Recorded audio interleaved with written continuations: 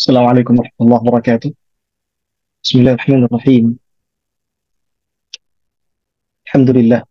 الحمد لله حمدا كثيرا طيبا مباركا فيه كما يحب ربنا ويرضاه.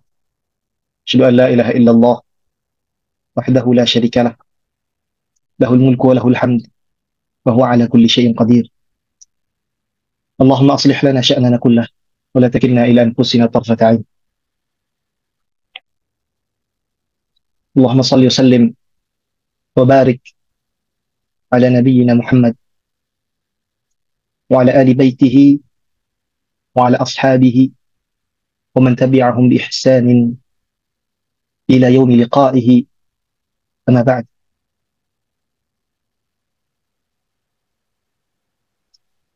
ربنا زدنا علما وارزقنا فهما يا حي يا قيوم يا ذا الجلال والإكرام.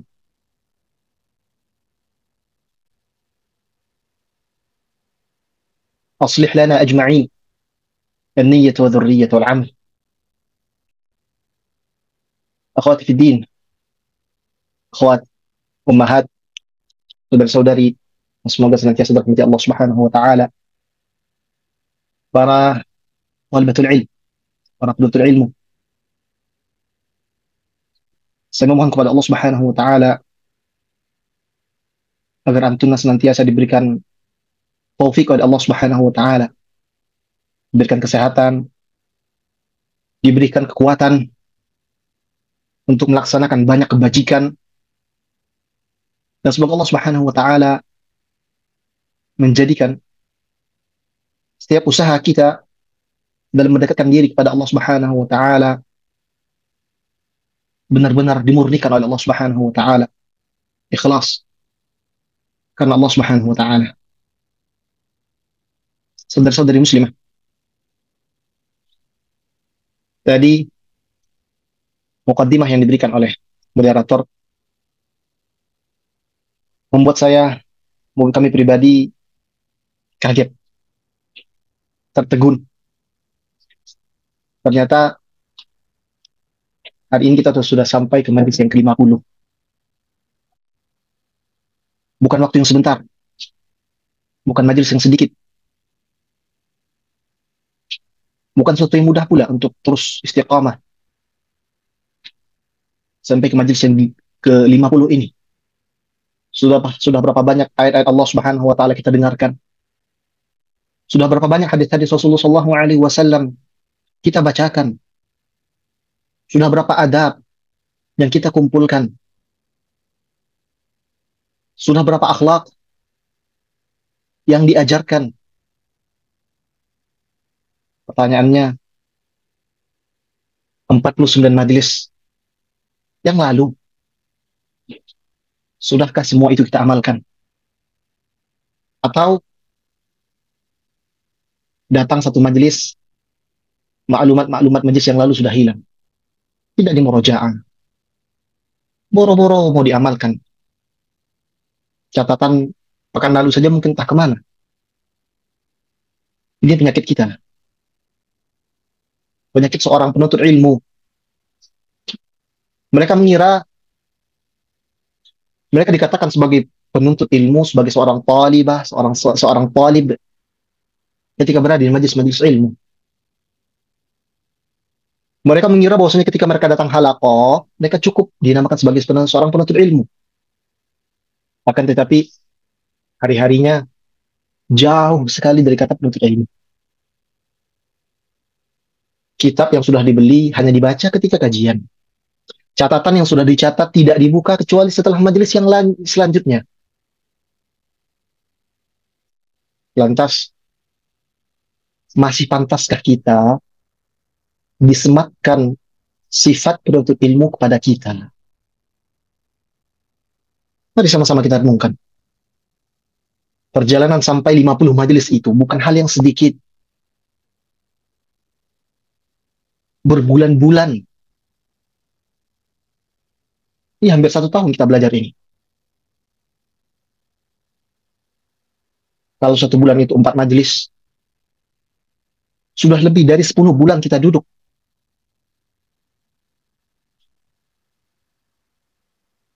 hampir 1 tahun. Setiap pekan kita duduk, benarkan wasiat dari Imam An-Nawawi rahimahullah ta'ala. Dibacakan hadis-hadis Rasulullah. Kita perhatikan setiap ayat yang beliau nukilkan dari Al-Quranul Karim. Bukan waktu yang sedikit, tapi kira-kira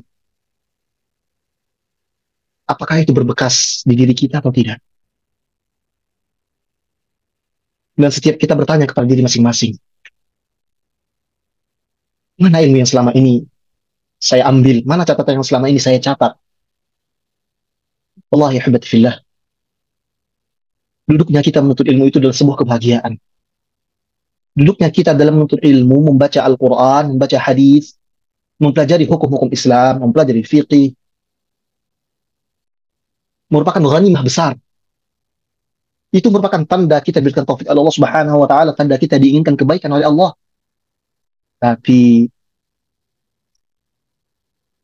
bukan sekedar duduk saja yang diminta. Bukan sekedar bermajelis saja yang diminta oleh Allah Subhanahu wa taala, tapi pengamalan dari ilmu yang sudah kita serap.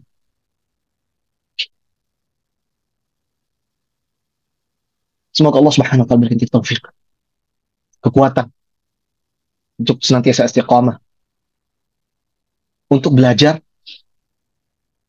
dan juga murajaah, serta kemudian nanti istiqamah dalam mengamalkan setiap ilmu yang sudah dipelajari. Nasallahu taufiq.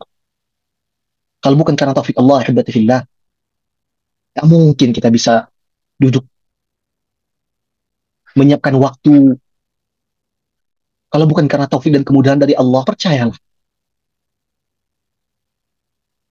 tak mungkin kita bisa duduk mendengarkan 1 jam, 1 jam setengah bermajlis di waktu-waktu yang memang seharusnya sibuk dengan hal yang lainnya, kan? Tapi Allah Subhanahu wa taala berikan kemudahan kepada kita semua. Saya sebagai pembicara dimudahkan Allah Subhanahu wa taala. Antunna sekalian sebagai seorang pendengar dimudahkan Allah Subhanahu wa taala untuk bisa duduk bermajlis. Kalau bukan karena taufik dari Allah, kalau bukan karena kemudahan dari Allah, mustahil. Mustahil rasanya kita bisa duduk. Saya yakin betapa banyak setelah flyer kajian ini disebar, berapa banyak orang yang memang sudah meniatkan untuk hadir, untuk ikut, dan tapi Allah Subhanahu wa taala tidak mudahkan. Allah Subhanahu wa taala berikan ujian pada dirinya, entah dengan kesibukan, atau Allah Subhanahu wa taala memang menghalangi dirinya dari menuntut ilmu. Sallallahu alaihi wasallam. Maka kita yang diberikan kemudahan, diberikan taufik, jaga nikmat itu. Jaga anugerah dan kemudahan yang Allah Subhanahu wa taala sudah berikan. Jangan disia-siakan. Salah satu cara bersyukur atas waktu, atas kemudahan, atas taufik dari Allah Subhanahu wa taala ini apa? Adalah dengan cara memaksimalkan waktu belajar, kemudian mengulangi pelajaran, setelahnya mengamalkan apa yang sudah dipelajari. Dan ini tujuan kita belajar, untuk beramal, untuk mendekatkan diri kepada Allah Subhanahu wa taala. Semua adab yang sudah diajarkan di dalam kitab yang kita baca ini, semuanya adab yang bisa dipraktekkan dalam keseharian kita. Pilih, kemudian laksanakan itu. Orang-orang yang diberikan kemudahan Allah Subhanahu wa taala untuk beramal dengan ilmu yang sudah dia pelajari adalah orang-orang yang diberikan taufik, diberikan keistimewaan oleh Allah Subhanahu wa taala. Maka tidak maukah kita menjadi orang-orang yang diberikan taufik itu? Tampakkan kepada Allah Subhanahu wa taala kejujuran kita dalam belajar. Tampakkan pula semangat kita untuk mengamalkan apa yang sudah kita pelajari.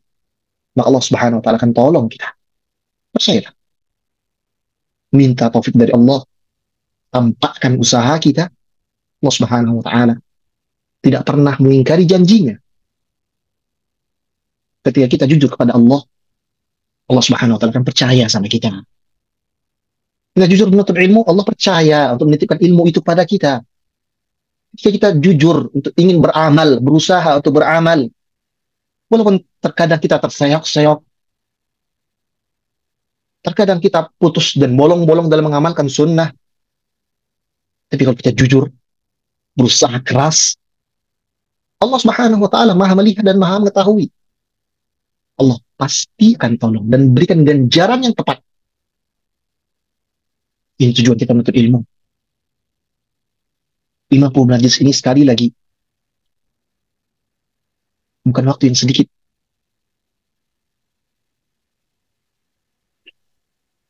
Kelak kita akan dipertanggungjawabkan. Akan ditanya oleh Allah Subhanahu wa taala selama 50 majlis ini apa yang sudah kita dapatkan. Ilmu yang sudah diambil apa yang sudah kita amalkan. Tsumma la tus'alunna yauma idzin 'anil na'im, kata Allah. Sungguh benar-benar kelak kalian akan pasti ditanya oleh Allah Subhanahu wa taala di hari akhir tentang apa? Anin na'im, tentang segala macam nikmat. Dan nikmat terbesar yang didapatkan oleh seorang muslim, seorang mukmin adalah ilmu. Karena dengan ilmu dia bisa mendekatkan diri pada Allah Subhanahu wa taala.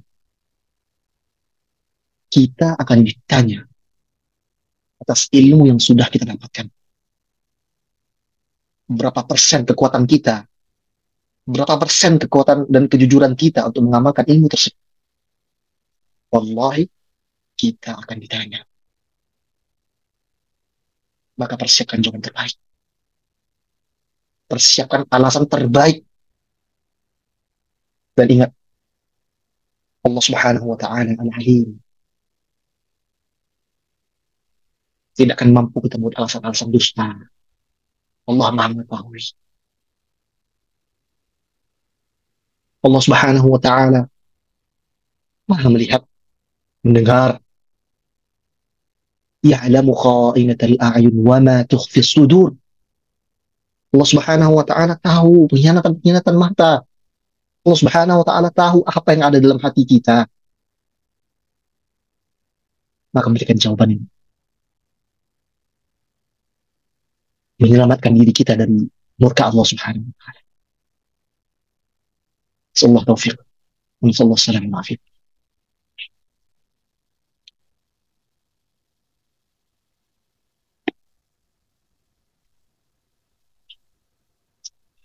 Ahibati fillah. Akhwat, semoga saja selamat Allah Subhanahu wa taala. Kita sampai pada lanjutan nasihat yang diberikan oleh Imam An-Nawawi rahimahullah taala dalam rangkaian nasihat beliau.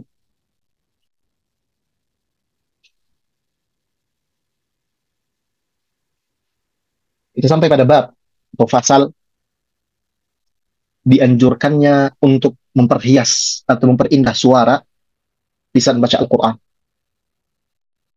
Qala al-Imam An-Nawawi rahimahullah ta'ala, berkata Imam An-Nawawi rahimahullah ta'ala dalam kitab beliau Tibyan fi adab hamalatil Quran, faslun fi istihbabi tahsin as-sawti bil Quran.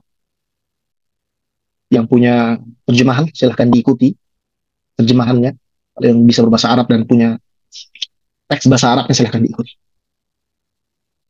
Beliau mengatakan ajma'al ulama radhiyallahu anhum min as-salaf wal khalaf min as-sahabati wat tabi'in wa man ba'dahum min ulama'il amsar a'immatil muslimin, bersepakat seluruh ulama dari yang terdahulu sampai yang sekarang, dari salaf sampai khalaf, dari sahabat, tabi'in, orang-orang setelah mereka, dan bahkan ulama pada setiap daerah. Walaupun mereka belum pernah bertemu, mereka akan apa? Istihbabi tahsinis sauti bil Quran. Disukainya, disunnahkannya memperindah, menghias suara di saat membaca Al-Quran. Wa aqwaluhum wa af'aluhum masyhuratun nihayat asyuhrah. perkataan dan juga perbuatan mereka terkait hal ini sudah sangat tersebar dan terkenal. Nihayat syuhrah, sebuah keterkenalan yang tidak perlu lagi diragukan.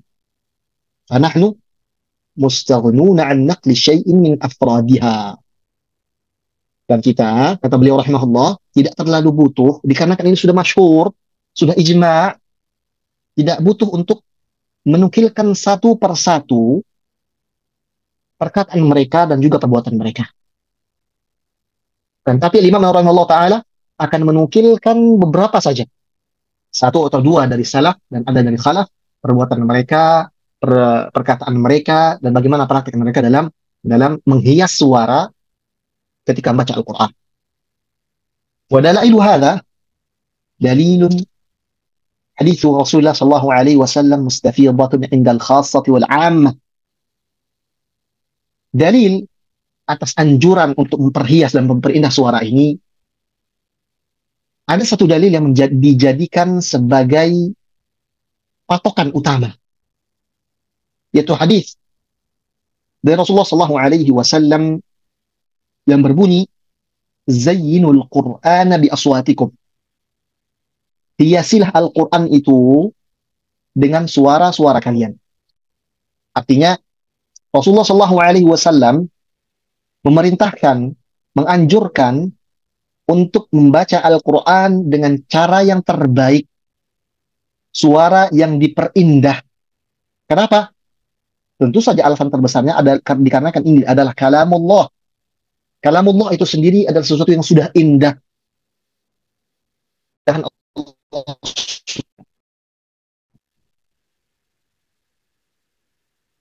sesuatu yang indah harus pula dibawakan dengan cara terbaik dan cara yang paling indah. Kenapa?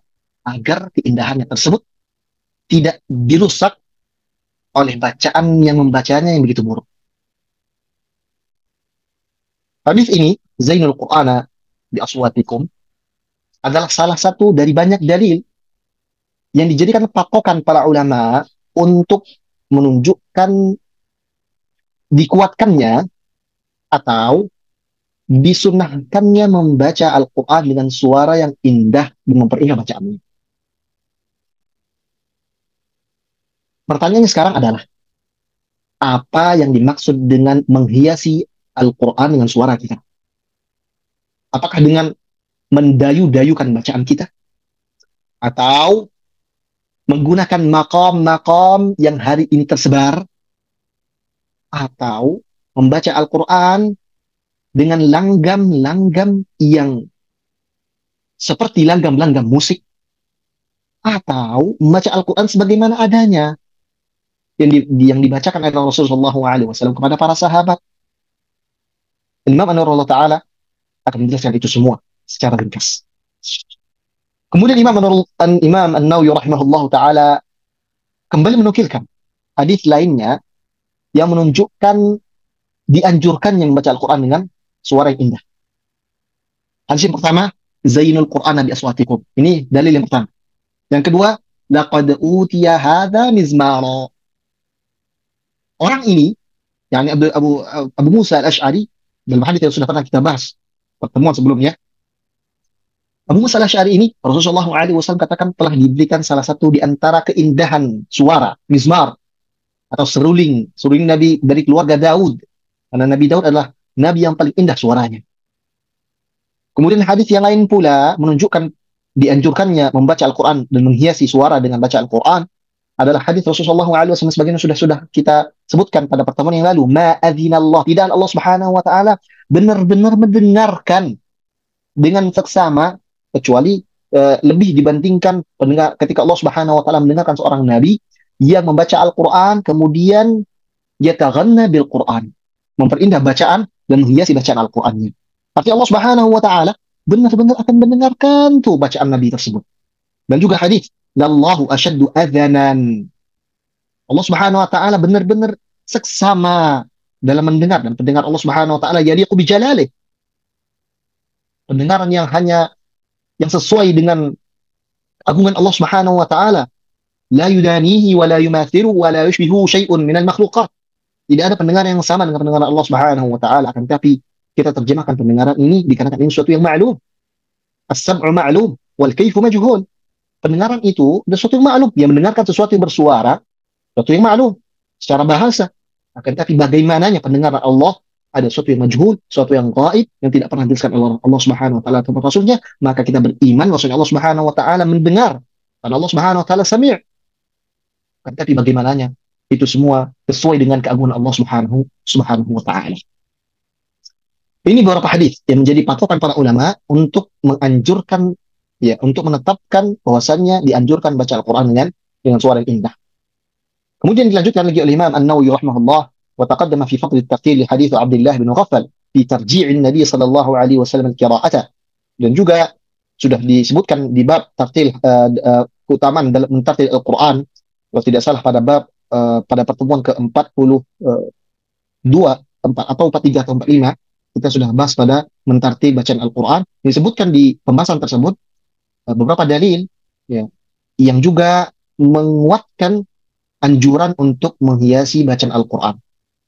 Seperti hadis Sa'ad bin Abi Waqqas dan juga hadis Umamah radhiyallahu anhuma, bahwasanya Nabi sallallahu alaihi wasallam bersabda, "Man lam yataghanna bil Qur'an falaysa minna." Barang siapa yang tidak memperindah bacaan Al-Qur'annya, maka dia bukan dari kami. Kalimat falaysa minna sudah pernah kita jelaskan pula bahwa ini tidak serta-merta mengeluarkan orang dari sunnah, akan tapi falaysa minna di sini bermakna bahwasanya dia tidak sempurna dalam mengikuti sunnah-sunnah kami. Falaysa minna di sini para ulama menjelaskan ada dua makna, tergantung siapa, tergantung dari apa yang sedang dibicarakan. Ya. Dalam sebuah hadis Rasulullah SAW juga bersabda, "Man hamala 'alaina as-silah falaysa minna." Kama qala sallallahu alaihi wasallam. Barang siapa yang membawa senjata kepada saudaranya sebagai muslim, artinya mengancam mereka dan sebagainya, falaysa minna, maka dia bukan golongan dari kami. Artinya orang yang memerangi jamaah kaum muslimin, maka dia termasuk orang-orang yang keluar dari Islam, ya, keluar dari agama yang hanif ini. Kan tapi di tempat lain kalimat falaysa minna ini tidak bisa terjemahkan keluar dari Islam, tidak bisa keluar dari golongan ahlu sunnah wal jamaah. Kan tapi dia tidak sempurna dalam ittiba'nya kepada Nabi Muhammad sallallahu alaihi wasallam. Hadis ini diriwayatkan oleh Abu Dawud dengan isnad yang bagus, jayyid, dan juga Ahmad, ya. Tapi dalam riwayat Ahmad ini terdapat beberapa kelemahan dalam sanadnya. Nah, kemudian Imam An-Nawawi Ta'ala menjelaskan, jumhur ulama mengatakan bahwa makna lam yataghanna bermakna lam yuhsin sautahu. Makna lam yataghanna yang tidak menghiasi, ya, maknanya adalah dia orang ini tidak memperindah, tidak memperbagus, tidak menghiasi suaranya. Dan juga hadis dari Bara radhiyallahu ta'ala anhu, sami'tu Rasulullah sallallahu alaihi wasallam qara'a fil isya bi wat-tin waz-zaitun. Fama sami'tu ahadan ahsana sautan minhu. Imam Bukhari dan juga Muslim menceritakan dengan sanadnya sampai kepada Bara ibn Azib radhiyallahu ta'ala anhu yang menjelaskan tentang praktek Rasulullah sallallahu alaihi wasallam terkait dengan disunnahkan yang baca Al-Quran dengan mengindahkan suara. Satu ketika Rasulullah sallallahu alaihi wasallam mengimami manusia, mengimami kaum muslimin dan membaca surat At-Tin wa Tin wa Zaitun. Bara bin Azib radhiyallahu ta'ala anhu mengatakan, "Fama sami'tu ahadan." Aku tidak pernah mendengarkan suara seseorang yang lebih bagus dibandingkan suara Rasulullah sallallahu alaihi wasallam. Ini memberikan kepada kita satu pernyataan dari para sahabat bahwa Rasulullah sallallahu alaihi wasallam adalah orang yang juga diberikan suara yang bagus. Rasulullah sallallahu alaihi wasallam adalah utusan Allah. Rasulullah sallallahu alaihi wasallam adalah manusia pilihan Allah. Dia adalah manusia yang paling terbaik di permukaan bumi ini. Tentunya sifat-sifat yang disematkan kepada Rasulullah SAW adalah sifat-sifat yang bagus dan mulia, termasuk dalam masalah suara. Kalau kita baca di beberapa kitab yang menjelaskan tentang ciri-ciri Rasulullah SAW, di antara kitab Syama'il Muhammadiyah milik Imam At-Tirmidzi rahimahullah taala, tentang bagaimana fisik Rasulullah SAW juga ciri-ciri beliau, rata-rata di hadis tersebut disebutkan bahwa Rasulullah SAW berada di pertengahan. Artinya ketika misalnya jelaskan tentang fisik Rasulullah SAW, beliau tidak tinggi dan tidak rendah. ya tidak tinggi dan tidak pendek, tidak gemuk dan tidak pula kurus dan begitu sebagainya. Termasuk dalam masalah suara. Suara beliau rahimahullah sallallahu alaihi wasallam, dikarenakan beliau adalah utusan dari Allah Subhanahu wa taala, maka suara beliau adalah salah satu suara yang paling indah di permukaan bumi ini. Dan kita tidak lagi asing bahwasanya di antara nabi yang memiliki suara terbaik adalah Nabi Daud alaihissalam. Dan Rasulullah SAW diberikan bagian dari suara indah tersebut. Katanya Bara bin Azib radhiyallahu taala anhu menjelaskan bahwasanya Nabi SAW memiliki suara yang indah sampai beliau menyatakan tidak ada suara yang paling indah kecuali suara Rasulullah SAW bisa membaca Al-Quran. قال العلماء رحمهم الله ويستحب تحسين الصوت بالقراءة وترتيلها ما لم يخرج عن حد القراءة بالتمطيط فإن أفرط حتى زاد حرفا أو أخفاه فهو حرام. Bagaimana bagaimana standar indahnya bacaan tersebut? Para ulama menjelaskan dari hadis tadi, pernyataan tadi, yani dari hadis yang Rasulullah SAW yang indah suaranya,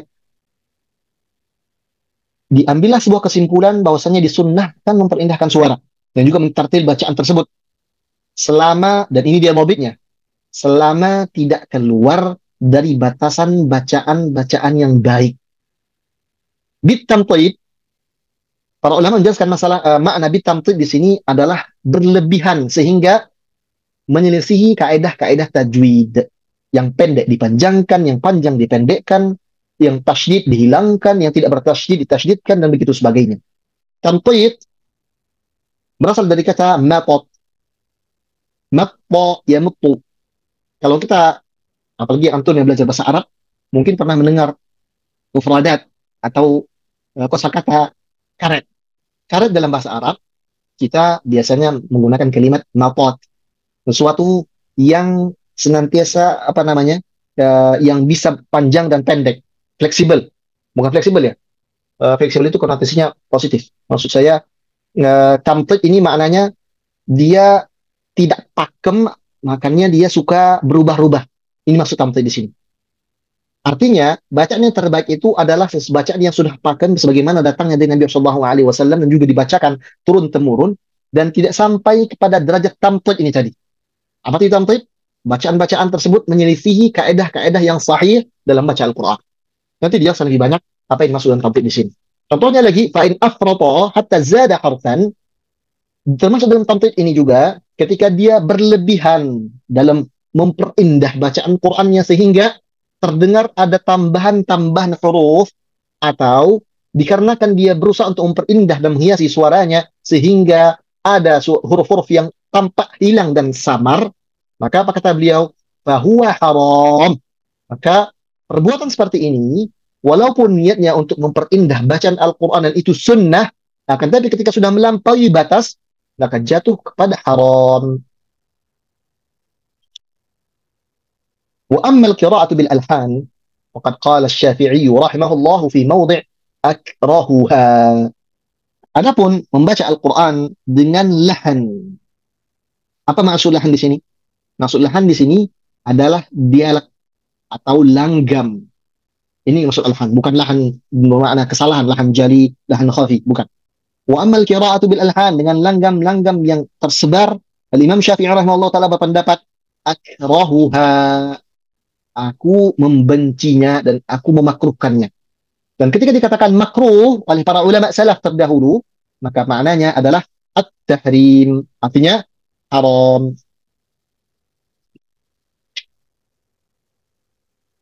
Al-Imam An-Nawawi rahimahullah taala melanjutkan, qala ashabuna laysat ala qaulain. Dalam permasalahan membaca Al-Quran dengan lahan dan langgam-langgam ini tidak terbatas pada dua pendapat haram dan halal saja. Akan tapi di sana terdapat penjelasan yang lebih detail. Apa dia? In afrata fit tamtid fajawaza al-hadda fahuwa alladhi karahahu. Apa yang dimakruhkan oleh Imam Asy-Syafi'i rahimahullah taala dan juga mazhabnya adalah ketika seorang membaca Al-Quran sehingga jatuh pada tamtid tadi, tidak sesuai dengan kaidah-kaidah yang harusnya dibaca, berlebihan, maka disinilah dimakruhkan oleh Imam Syafi'i dan juga jumhur para ulama. Wa illam yujawiz, kalau tidak sampai berlebihan, fahuwa alladhi lam yakrahuhu, maka ini tidak dimakruhkan, akan tapi hukumnya adalah mubah dan diperbolehkan. Wa qala Aqbal Qudah Al-Mawardi. Di antara perkataan dari Al-Mawardi, seorang qadhi dari mazhab Syafi'i, dalam kitabnya Al-Hawi Al-Saghir, Al-Qira'atu bil Alhan Al-Mawdu'ah, إن أخرجت لفظ القرآن عن صيغته بإدخال حركات فيه أو إخراج حركات منه أو قصر ممدود أو مد مقصور أو تمطيط يخفي بعض اللفظ ويتلبس المعنى فهو حرام يفسق به القارئ ويأثم به المستمع. Penjelasan yang lebih detailnya tadi disebutkan bahwasanya perkataan atau pendapat dari Syafi'iyah di sini punya detailnya. Detail di sini disebutkan oleh Imam Al-Mawardi. Apa dia? Apa yang beliau katakan? Al-qira'atu bil alhan, membaca Al-Quran dengan lahan-lahan, dengan langgam-langgam yang hari ini tersebar di zaman beliau, al-mawdu'ah, yang dibuat-buat hari ini. In akhrajat lafzal Quran an sighatihi, ketika bacaan dan langgam-langgam lahan-lahan ini, cara bacaan ini mengeluarkan lafaz Al-Quran dari hal yang semestinya, yang ada, yang termaktub dalam Al-Quran tersebut, entah itu dengan memasukkan halakat-halakat baru, mat-mat baru, memanjangkan yang pendek, mempendekkan yang panjang, atau membacanya dengan suara yang samar sehingga menghilangkan huruf-hurufnya, atau menjadikan maknanya menjadi rancu dikarenakan langgam dan lahan dan suara ini dan irama-irama ini, fahuwa haram.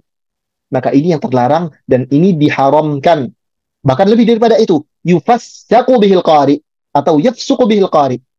Orang yang baca dengan demikian ini, dengan kesadarannya, dan dia tahu bahwa dia melakukan itu dengan sengaja, maka dia dimasukkan ke dalam orang-orang yang fasik, yang bacanya. Wa ya'thamu bihil mustami'. Dan yang dengerin itu, dan tahu itu salah, dan tidak ada pelanggaran, dan tidak ada peringatan dari dirinya, ya'tham. Dia berdosa dengan mendengarkan bacaan dengan irama-irama ini. Buat-buat tadi yang keluar dari yang seharusnya. Kenapa? Li'annahu adala bihi an nahjihil qawim ilal i'waj. Dikarenakan dia telah mengeluarkan Al-Quran itu dari lurus yang sudah disifati oleh Allah Subhanahu wa taala. Sebagian firman Allah, Qur'anan Arabiyyan ghaira dhi'iwaj. Ini Quran turunkan dalam bahasa Arab yang tidak ada belenceng-belencengnya, lurus gitu. Ketika dibaca dengan tidak sesuai dengan kaidahnya, maka dia telah mengeluarkan Al-Quran dari sifat lurusnya tadi. Maka pantaslah dia disebut fasik, pantaslah orang mendengarnya dan tidak ada pengingkaran, disebut sebagai orang yang berdosa. Waqal, dilanjutkan, wa illam yukhrijhu al-lahn an lafdhihi wa qira'ati ala tartilihi kana mubaha. Akan tetapi, kalau langgam irama tadi tidak sampai mengeluarkan Al-Quran itu dari lafaz-lafaznya yang sahih, tidak sampai menabrak hukum-hukum tajwid, dan tetap bacanya dengan tartil, kana mubaha, maka mubah, tidak mengapa dan diperbolehkan. Li'annahu zana ala alhanihi fi tahsinih. Dikarenakan lahan tadi, irama tadi, langgam tadi justru menambah keindahan bacaan Al-Quran tersebut. Begitu pula beliau lanjutkan lagi. وهذا القسم الأول من القراءة بالألحان المحرمة مصيبة ابتلي بها بعض الجهلة الطغاة الغشمة الذين يقرؤون على الجنائز بعد المحافل وهذه بدعة محرمة ظاهرة يأثم كل مستمع لها كما قال أقبل قضاة الماوردي. Beliau melanjutkan, bagian pertama atau lahan yang diharamkan untuk dibaca dengan cara demikian ini telah menjadi musibah yang menimpa kaum muslimin hari ini di zaman beliau rahimahullah. Seperti yang digunakan atau irama-irama yang digunakan ketika orang membaca di saat adanya jenazah atau di kegiatan-kegiatan, acara-acara, event-event tertentu. Apa kata beliau? Ini bid'ah muharramah zahirah. Ini bid'ah haram dan jelas keharamannya. Dan orang yang menikmati bacaan tersebut, yang dibacaan apa tadi? Bacaan dengan irama-irama yang sampai mengeluarkan dari kaidah-kaidah tajwid, menabrak seluruh kaidah-kaidah tajwid, maka yang mendengarkan, menikmatinya berdosa. Kama qala Aqbal Qudah. Begini yang dikatakan oleh Imam Al-Mawardi rahimahullahu ta'ala. Dan lebih daripada itu, wa ya'thamu kullu qadirin ala izalatiha, dan juga berdosa pula, kata beliau, Setiap orang yang punya kemampuan untuk menghilangkan lahan tersebut, untuk mencegah perbuatan tersebut, tapi dia tidak cegah. Dia punya kekuatan, punya kekuasaan, tapi dia tidak larang, bahkan dia menikmati bacaan-bacaan tersebut, maka tetap berdosa. Au 'ala nahyi minhu idza lam yaf'al dzalik. Dia sebenarnya bisa larang, tapi tidak dia larang. Dia nampak di hadapan dia bacaan-bacaan yang begitu, ya suaranya bagus, akan tapi menabrak kaidah-kaidah, mengganti makna, dia tidak larang, dia berdosa. Ini yang disampaikan oleh Al-Imam An-Nawawi rahimahullah taala. Bahkan beliau menyebutkan juga di kitab ini bahwasanya saya sudah berusaha, kata beliau, dan mudah-mudahan Allah Subhanahu wa taala menyaksikan usaha saya untuk menghilangkan ini, menghilangkan yang tersebar saat ini. وقال الشافعي في مختصر المزني ويحسن صوته بأي وجه كان قال وأحب ما يقرأ حدرا وتحزينا.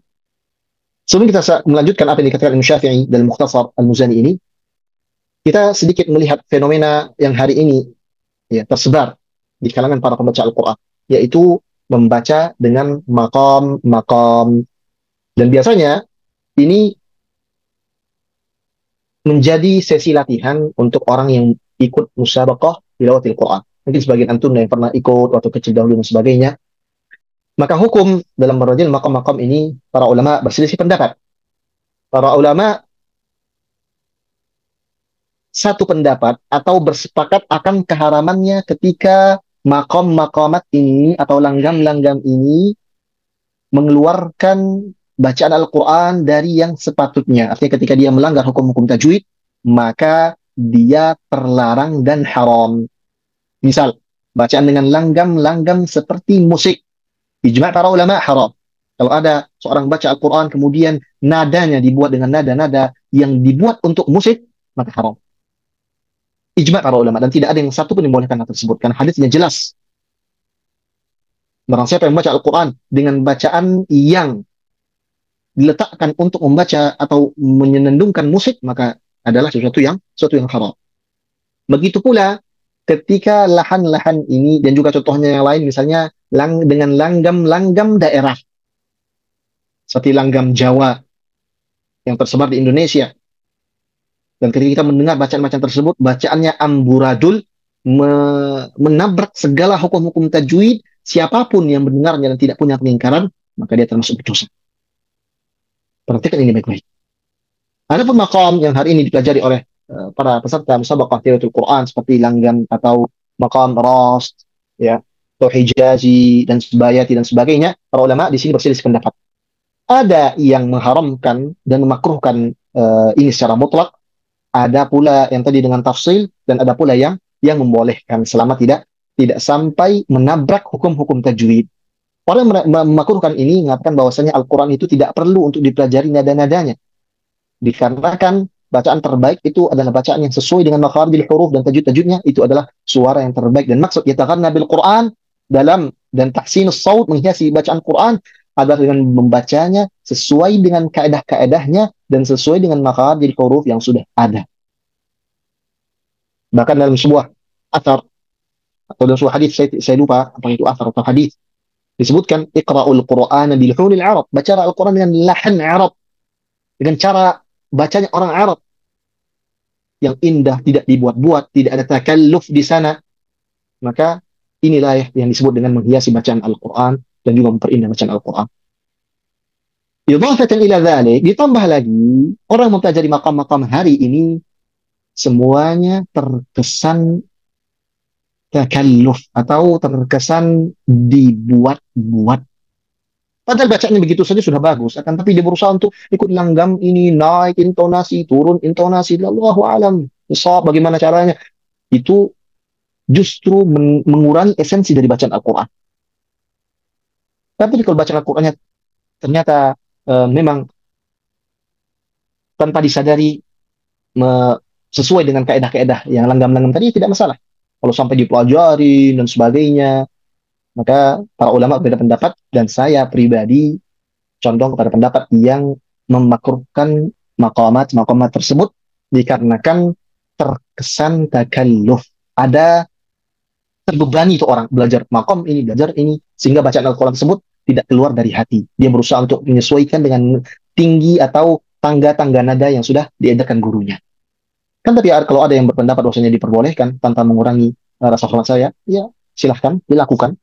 Kan tapi yang lebih baik adalah membacanya sebagaimana bacaan turun temurun dari Rasulullah Shallallahu Alaihi Wasallam. Kemudian beliau melanjutkan, wa yuhassinu sawtahu bi ayyi wajhin kan, memperbagus suara, memperindah suara, menghias suara ini dari banyak sisi. Wa ahabbu ma yaqra'u hadaran wa tahzina. Dan bacaan terbaik kata Imam Syafi'i adalah bacaan yang dibaca dengan tartil hadar, ya, menjelaskan setiap hurufnya, wa tahzina, dan bacaan yang tahzin dari kata hazan, dari kata sedih, dari bacaan yang lembut kemudian menghadirkan hati ketika membacanya. Ini adalah bacaan yang terbaik. Qala ahlul lughah, para ahli bahasa menyebutkan hadarta bil qiraati idza adrajtaha wa lam tumattitha. Maksud dari hadar ini adalah ketika engkau bacanya secara berlahan-lahan, menjelaskan setiap hurufnya, menjelaskan hak setiap, memberikan hak setiap hurufnya, membaca sesuai dengan apa yang tertera di dalam Al-Qur'an, yang baca tasydid, bagaimana makharijul huruf dan sebagainya. عن أبي داود بإسناد عن أبي هريرة رضي الله تعالى عنه أنه قرأ dari Ibnu Abi Dawud, dari dengan sanad yang sampai kepada Abu Hurairah radhiyallahu taala anhu, bahwasanya beliau satu ketika membaca surat Idza Syamsu Kuwirat dengan bacaan yang membuat para pendengarnya sedih. Shibhar rita, seakan-akan beliau sedang rita, sedang menyandungkan bait-bait rita, membuat orang sedih memaknai setiap ayat-ayat yang dibaca oleh Abu Hurairah radhiyallahu taala anhu. Maknanya adalah Rasulullah, bahwasanya para sahabat dan para tabi'in berusaha untuk memaknai setiap apa yang dia bacanya, ya, memahami setiap pembacanya, ya. Kalau bahasa hari ini, dia benar-benar tahu bagaimana cara mengeksekusi setiap bacaan. Ada ilmu ada yang dipelajari pada hari ini misalnya, ilmu tersebut membantu kita untuk membaca Al-Quran, dan itu salah satu bentuk memperindah bacaan Al-Quran. Tidak mesti dengan irama-irama, tidak mesti dengan langgam-langgam, tidak mesti dengan makam-makam, makamat ini, makam ini, makam ini, ras dan sebagainya, bayati, hijazi, ya. Sesuaikan saja dengan apa yang tertera dalam Quran, makhrajul hurufnya pas, tajwid-tajwidnya tepat, ya. Kemudian eh, sesuaikan dengan intonasi, disesuaikan dengan bacaan yang ada. Ini sudah bacaan yang begitu indah, dan ini termasuk dari menghias bacaan dengan Al-Quran. Wa fi sunan Abi Dawud qila li Abi Mulaikah, disampaikan, ditanyakan pada Ibnu Abi Mulaikah, ara'aita idza lam yakun hasan as-sawt, bagaimana sekiranya ketika suara orang tersebut tidak bagus, karena kan tidak semua orang suaranya cantik, ya, suaranya indah, ada suaranya biasa-biasa saja. Apa kata beliau? Yuhassinuhu mastata, dia terindah dan berusaha untuk memperindah sebisanya dia. Bagaimana berusaha untuk memperindah sedangkan suaranya itu tidak bagus? Yaitu dengan meletakkan setiap huruf-huruf, setiap bacaan-bacaan sesuai dengan apa yang diajarkan kepada kita dari Rasulullah Shallallahu Alaihi Wasallam.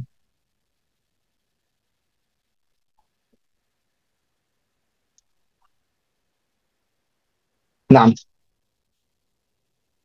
ini adalah pasal tentang menghiasi bacaan Al-Quran dan disunnahkannya untuk memperindah bacaan Al-Quran. Disebutkan tadi, sudah disebutkan dalil-dalilnya, juga disebutkan pula beberapa eh, praktek para ulama dan juga imam dan juga Rasulullah SAW, ya. Dan juga kita sudah bahas tentang bagaimana batasan dari diperbolehkannya menggunakan irama-irama, ya, yang dibuat tersebut, sampai mana batasannya. Dan juga sudah kita ketahui bagaimana hukum-hukum dari langgam-langgam serta maqamat-maqamat yang hari ini tersebar. Sebenarnya pasal yang selanjutnya ini punya keterkaitan erat dengan bab yang sebelumnya, bab yang sekarang kita bacakan, tapi dikarenakan waktu yang terbatas, insya Allah kita undur pembahasan pasal selanjutnya ini pada pertemuan yang selanjutnya. Semoga Allah Subhanahu Wa Taala menjangkau umur kita, dan semoga Allah Subhanahu Wa Taala memberikan kita ilmu yang manfaat, waktu yang penuh keberkahan, dan semoga Allah Subhanahu Wa Taala yang biasa memberikan kita taufik untuk semangat terus dalam menuntut ilmu. Kami cukupkan sesi materi pada petang hari ini, ya. Kalau sekiranya masih tersisa waktu dan ada pertanyaan terkait dengan apa yang kita bahas hari ini, yang khususnya, dan kalau ada pertanyaan-pertanyaan lainnya yang sekiranya bisa kami jawab, akan kami jawab. Yang tidak ada, yang tidak bisa kami jawab karena keterbatasan ilmu kami, silakan kami kepada guru-guru kita. Kami kembalikan kepada moderator. Wassalamualaikum warahmatullahi wabarakatuh. Nah, tafadhali. Alhamdulillah. Jazakallah khairan kepada Ustazuna yang baru saja telah sama-sama kita dengarkan faedah ilmu yang berkaitan dengan materi kita pada sore hari ini, yaitu menghias setiap bacaan. Tapi kepada umahat wa akhwat yang ingin mengajukan pertanyaan, silakan. Nah, Uhti Kiki Sari, tafadhali.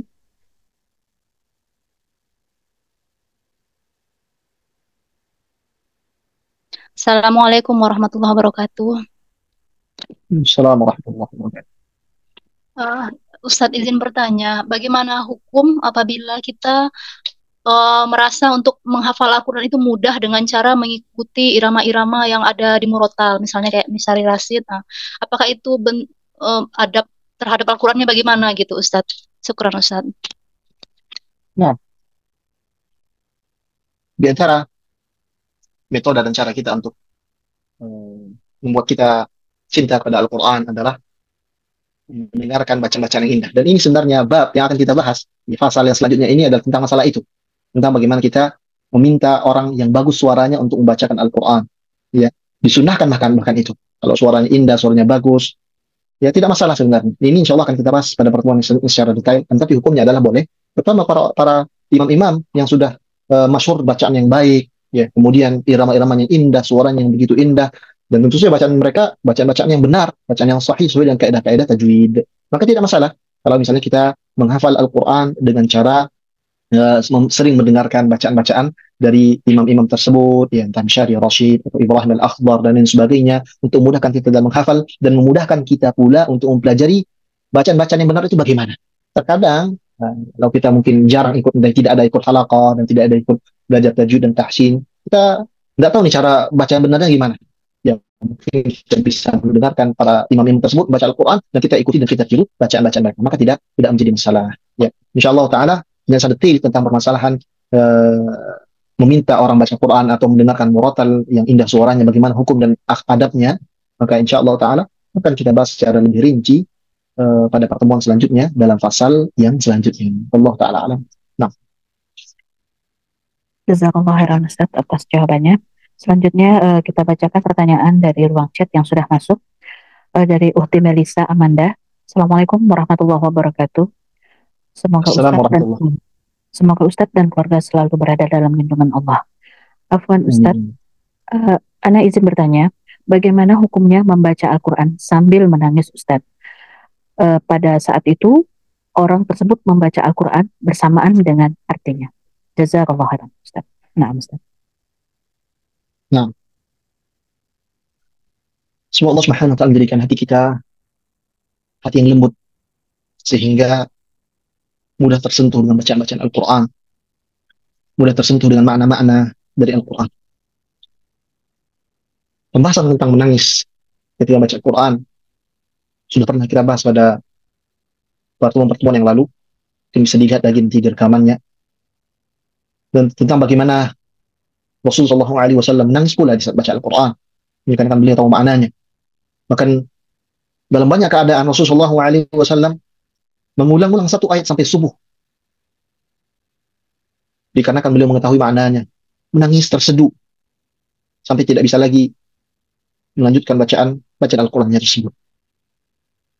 Kalau keadaannya demikian, baca Al-Quran dengan maknanya, dengan terjemahannya, kemudian kita menetes dan menangis, maka bersyukur kepada Allah ketika tangisan tersebut hadir disebabkan dengan ayat-ayat Al-Quran yang kita baca. Betapa banyak hati yang merindukan tangisan tersebut.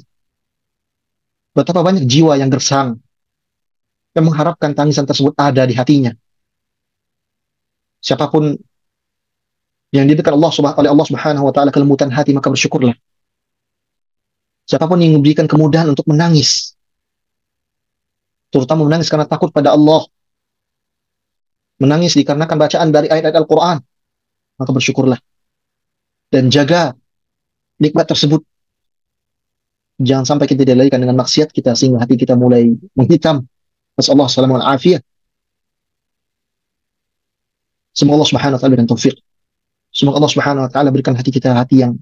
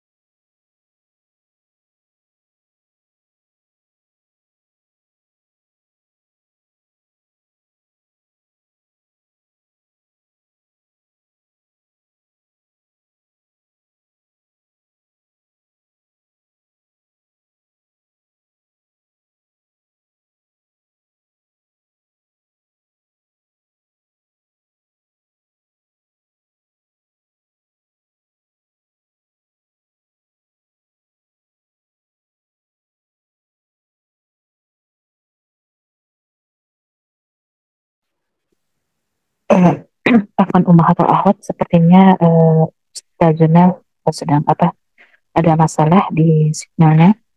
Semoga Allah mudahkan.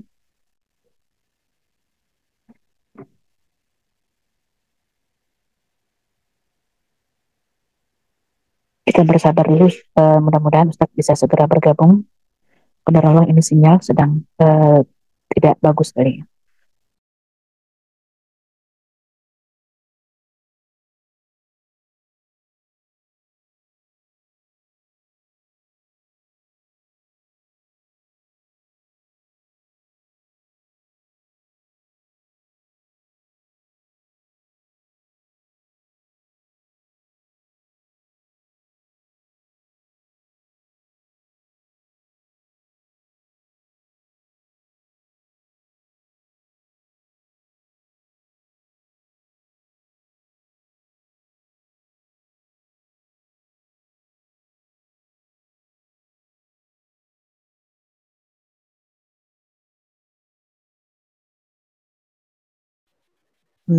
Admin minta tolong Ustaznya dijadikan co-host.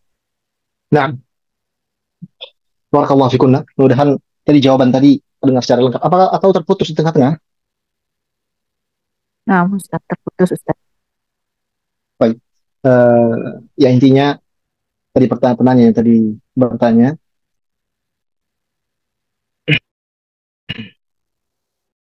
menangis saat membaca Al-Quran adalah suatu nikmat dari Allah Subhanahu wa Ta'ala, maka jaga nikmat tersebut dan tentu saja diperbolehkan dan tidak menjadi masalah. Terutama ketika tangisan tersebut memang hadir dikarenakan rasa takut dan juga paham dari apa yang sedang ayat yang sedang kita baca. Allah Ta'ala a'lam. Nah, kami rasa pada sesi kali ini kami cukup sampai di sini. Dan jika ada pertanyaan-pertanyaan yang belum terjawab, kami mohon maaf karena keterbatasan waktu yang kita miliki dan juga keterbatasan ilmu yang kami miliki. Semoga Allah Subhanahu wa Ta'ala menjadikan pertemuan kita kali ini pertemuan yang penuh dengan keberkahan, pertemuan yang mendatangkan manfaat di dunia dan juga di akhirat. Dan jangan lupa ulangi pelajaran, jangan lupa amalkan apa yang sudah kita pelajari. Semoga Allah Subhanahu wa Ta'ala menjadikan ilmu kita ilmu yang bermanfaat. Semoga Allah Subhanahu wa Ta'ala mengampuni Imam An-Nawawi rahimahullah ta'ala, mengampuni guru-guru kita, mengampuni pembicara dan juga seluruh keluarganya, dan juga menjaga seluruh kaum muslimin dari segala bentuk makruh. Kami terima kasih pada umat sekalian yang mau sama-sama belajar, yang mau sama berbagi waktu ilmu. Allah Subhanahu wa Ta'ala membalas kebaikan antum sekalian. Dan juga kami berterima kasih kepada siapapun yang punya andil dalam terselenggaranya majelis ini dan juga majelis yang lainnya. Semoga Allah Subhanahu wa Ta'ala menuliskan ini sebagai pintu-pintu kebaikan yang antum buka untuk orang lain. Ya, semoga Allah Subhanahu wa Ta'ala menerima seluruh amal ibadah kita. Dan jangan lupa sekali lagi, talabul ilmi adalah ibadah. Ibadah itu butuh kepada ikhlas dan butuh kepada permintaan akan dikabulkan setiap ibadah. Allahumma taqabbal minna, Allahumma taqabbal minna, ya Allah, terima kami. Ya Allah, terimalah ibadah kami. Taqabbal minna innaka antas samiul alim, wa tub alaina innaka antat tawwabur rahim. Kami tutup dan kafaratul majlis dan kami izin undur diri. Subhanakallahumma bihamdika, asyhadu an la ilaha illa anta, astaghfiruka wa atubu ilaik. Assalamualaikum warahmatullahi wabarakatuh.